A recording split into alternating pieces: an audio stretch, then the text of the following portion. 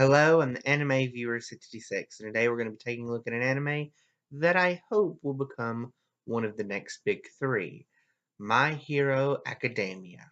The plot is as followed. Many years ago, people started being born with incredible powers called quirks. These powers can range from simple things like being able to levitate small objects, or amazing things like being able to bring down a building with a single punch, things like that.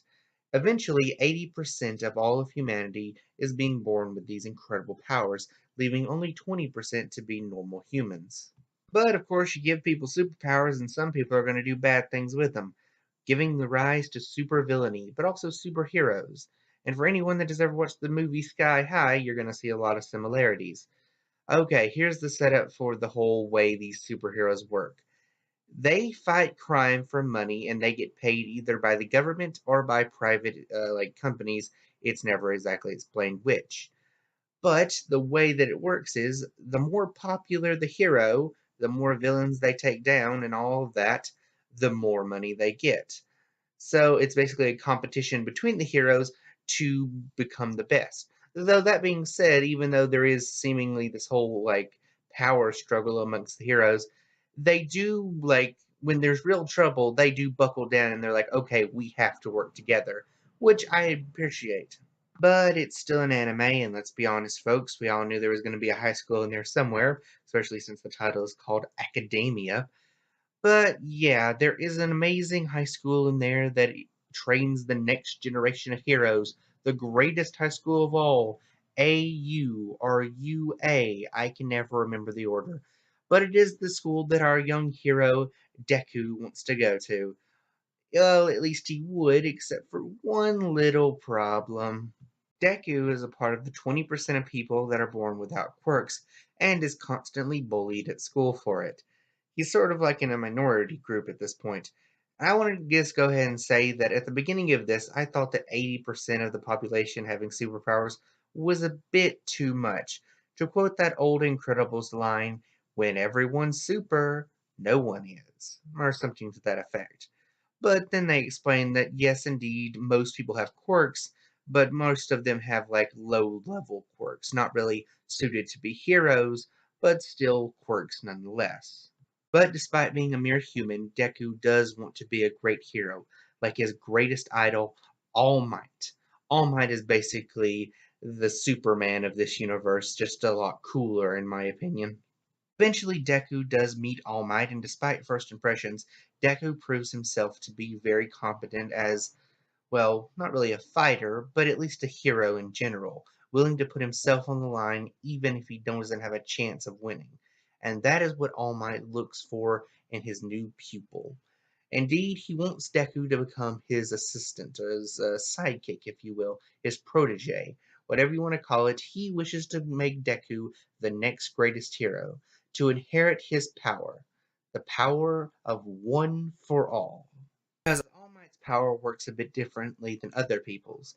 The power of one for all, instead of being simply born to someone, is instead passed down from generation to generation, becoming more powerful every time it's being passed down. And the person that wields it is considered the symbol of justice, just as All Might is now. Now, past this point, Deku does indeed train with All Might and gains some of his power, but just some, and then goes to try to enroll into the school of the Hero Academia thing. However, I don't want to go past this in any other way because, like I said, there's only like 12 plus episodes, and if I go any further, I'm basically spoiling a big chunk. So, past this point, just know that a lot of awesome stuff happens and you need to watch it. Now let's get into the characters themselves, shall we? First off, Deku, our main character. While he can come off as a bit whiny at times, I never felt that it was annoying. He was always sort of optimistically whiny, I suppose you could say. Like, he would run into a battle crying his eyes out because he was scared of what was going to happen, but he continued on fighting because he wanted to be a hero. He wanted to do what was right, despite what the risks. As All Might once said, there is no greater sign of a hero than self sacrifice. Then there's All Might. Okay, with a little bit of spoilers in there, I will say the reason that All Might is looking for a pupil is because he sustained injuries a while back that makes it so he can only have 3 hours a day to become a hero or to use his powers. This means that he needs to find someone to sort of take on the mantle of the symbol of peace and justice. I like this aspect because the way they set up his character is that yes, he is basically this version of Superman, but he has so much more depth because he isn't just this immortal godlike being. He has weaknesses. He can be killed. He is, for all intents and purposes, a relatable character because if you take someone like Superman, who is just a god amongst men, basically, is not very relatable. But you take All Might, who has severe weaknesses but works through those weaknesses anyway, it's far more relatable. I also like the fact that he sort of has these, I don't want to say two-faced, but different sort of ways of showing emotion. Inside his head, he's constantly worried, a lot like Deku in a way. But on the outside, he's always smiling, or at least most of the time smiling, unless he's really angry, showing confidence and always being the symbol of peace, because he knows he has to. He, no matter what he's feeling, no matter if it's incredible fear at all the things happening, continues to smile wide, showing his enemies that he is not afraid, even if he really is. There's something interesting that this show sort of brought up, and I felt that it had something similar to something like Full Metal Alchemist and how they use their powers. Almost every power had sort of a weakness to it. For instance, a character that could take away people's powers by simply looking at them sounds amazing, until you bring in the point that if that person blinks, then their powers return. Or someone who has the ability of anti-gravity with a single touch. But if she uses her anti-gravity powers too much, she ends up throwing up. Someone that has laser beam powers, but if he uses it too much, his stomach hurts. All of these are like really cool powers, but they have weaknesses. In other words, just like Full Metal Alchemist, with everything that you get, you must give something in return. One character who doesn't seem to have a weakness at first is Bakugo, who is basically the bully of poor Deku. And later on, sort of a frenemy rival type thing, sort of like that, sort of Sasuke Naruto-ish kind of stuff. Yeah, things like that, because every shonen has to have a rival. It's just kind of a rule at this point. But he doesn't seem to have any weaknesses. His power is amazing. It's basically exploding things, and it's really cool. But he does have a very strong weakness in his own personality. He is prone to anger. There's the fact that he has an inflated self worth, a massive ego, and all of this leads up to him maybe being foreshadowed of being a villain later on. But I guess if they do that, it'll probably be like what they did with Sasuke and be like, oh, he's a villain, but not really. Now, I know a lot of people don't really like shonen shows where the strength of will conquers all, and if you just try hard enough, you can do anything.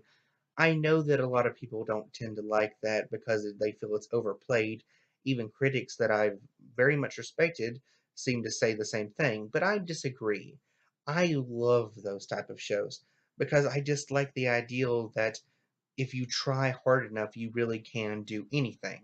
Now, obviously, everyone in real life has limitations and there are things you just can't do. But the premise that if you try, you can, I don't know, it's just always sort of resonated with me. And this show is basically just that feeling, like multiplied by 1,000 and made into several episodes. But not quite enough episodes. I want more, so much more. Seriously, there is not enough episodes. The end came and I was so sad because I was like, I need more. You gave me a drug and I need my fix, man. But seriously, there is supposedly a season 2 coming out. They made a very surprise point of saying at the end of the last episode, hey, there's going to be a season 2. We promise there's going to be a season 2. Don't worry. Though I've had those promises made before and they were crashed down sadly. But here's hoping Hero Academia actually keeps it. Unlike a certain other show that shall remain nameless, Attack on Titan. And of course, I guess you already probably guessed this. Of course, it gets 5 stars out of 5 because it is so incredibly awesome. This show has proven itself to be a diamond in the rough, a true gem that everyone needs to see. Also, just pointing this out there, Sue is best girl. I am the Anime Viewer 66. Thank you and good night.